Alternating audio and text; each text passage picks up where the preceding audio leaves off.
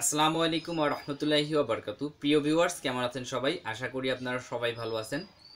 Viewers, বিগত দিনে মালয়েশিয়াতে যে রিক্রুটিং এজেন্সির মাধ্যমে মালয়েশিয়াতে বাংলাদেশ থেকে যে কর্মীগুলো গিয়েছিল, সেই কর্মীগুলো যাওয়াতে কিন্তু অনেক সিন্ডিকেট এবং অনেক দুর্নীতির কারণে সেখানে কর্মীরা চড়া অঙ্কের অ্যামাউন্ট দিয়ে কিন্তু মালয়েশিয়াতে গিয়েছে এবং সেখানে তারা কর্মরত আছে। তো এই বিষয়টি দেখার পর কিন্তু মালয়েশিয়া গভর্নমেন্ট থেকে এই যে বাংলাদেশ থেকে কর্মী নেওয়ার সিস্টেমটা বন্ধ করে দেওয়া হয় এই বড় একটা দুর্নীতির কারণে।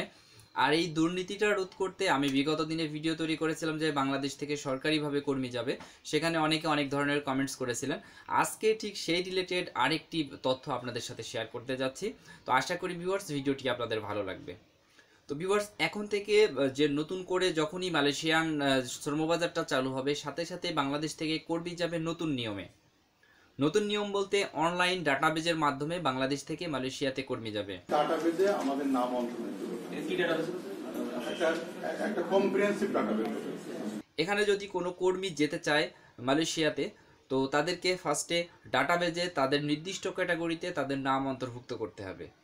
এই ডাটাবেসগুলো হবে কর্মীদের দক্ষতা অনুযায়ী, কর্মীদের স্কিল অনুযায়ী সিস্টেমে একটা ক্যাটাগরি অনুযায়ী একটি ডাটাবেস।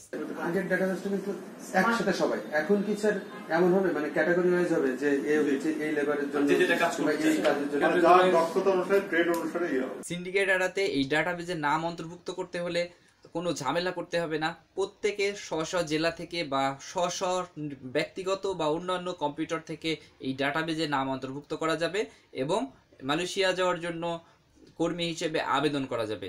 আর এই আবেদনের ফিটাও দেওয়ার মাধ্যম হবে অনলাইন, নিজের মোবাইল থেকে অথবা ব্যাংকের মাধ্যমে ফান্ড ট্রান্সফারের মাধ্যমে আপনারা এখানে টাকা প্রদান করতে পারবেন। টাকা জমা দিতে হবে, টাকাও মোবাইলের মাধ্যমে। আর সিস্টেমটা হবে এরকম, যখন ওই রিক্রুটিং এজেন্সিদের যখন ডিমান্ড আসবে, সেই ডিমান্ডের প্রথম দিকে যাবে এই অনলাইনে যারা আবেদন করে রাখবে, যে অনলাইন ক্যাটাগরিতে যাদের নাম থাকবে, পর্যায়ক্রমে আপনার অনলাইন থেকে সেই সিস্টেমে পর্যায়ক্রমে কর্মী যাবে মালয়েশিয়াতে। সেই সাথে তিনারা আরও জানিয়েছেন পর্যায়ক্রমে অন্যান্য দেশের জন্য এই সুন্দর সিস্টেমটি চালু করা হবে। তো ভিউয়ার্স, ভিডিওটি কেমন লেগেছে অবশ্যই জানাবেন, আর আপনাদের মতামত জানাতে অবশ্যই ভুলবেন না। আর এখনও যারা সাবস্ক্রাইব করেন নাই, অবশ্যই চ্যানেলটি সাবস্ক্রাইব করে সবসময় পাশেই থাকবেন। আসসালামু আলাইকুম।